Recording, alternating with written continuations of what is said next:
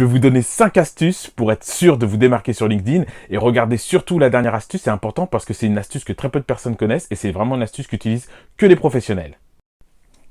Le premier conseil, c'est plus évident, mais quelque chose que vous ne faites pas, ou en tout cas que beaucoup ne font pas, c'est de remplir au maximum son profil. Plus vous remplissez votre profil, plus LinkedIn va faire remonter vos profils des recherches, notamment en plus par l'association des mots-clés.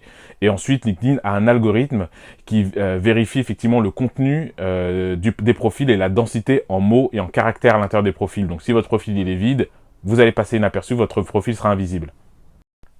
Le deuxième conseil, c'est ajouter des contacts. Il y a 3 types de contacts que vous pouvez ajouter. 1, ajoutez vos pairs, c'est-à-dire les gens qui occupent le même métier ou la même profession que vous.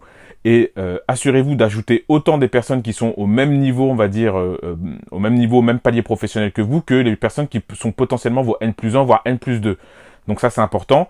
Les deuxièmes personnes à ajouter, c'est l'ensemble des chargés de recrutement et ou des DRH ou des responsables de recrutement d'entreprise.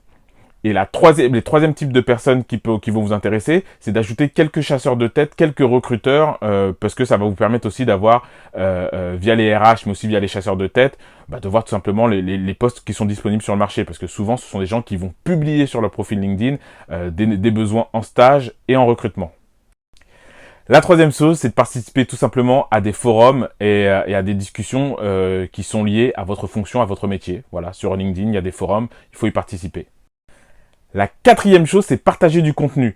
Alors, LinkedIn, c'est un réseau professionnel, donc ne partagez pas vous en train de manger un sandwich ou quoi que ce soit, c'est pas TikTok ou Facebook ou Instagram, mais partagez de temps en temps ou au moins reposter, liker, commenter le contenu des autres et notamment du contenu à caractère informatif, des choses qui sont intéressantes, pas un chat ou un chien ou quelque chose comme ça. N'oubliez pas, ça reste un réseau professionnel.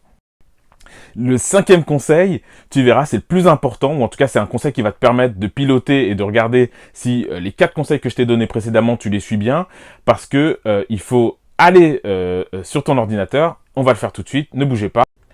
Tu vas dans la barre de recherche, hop, tu retires notification,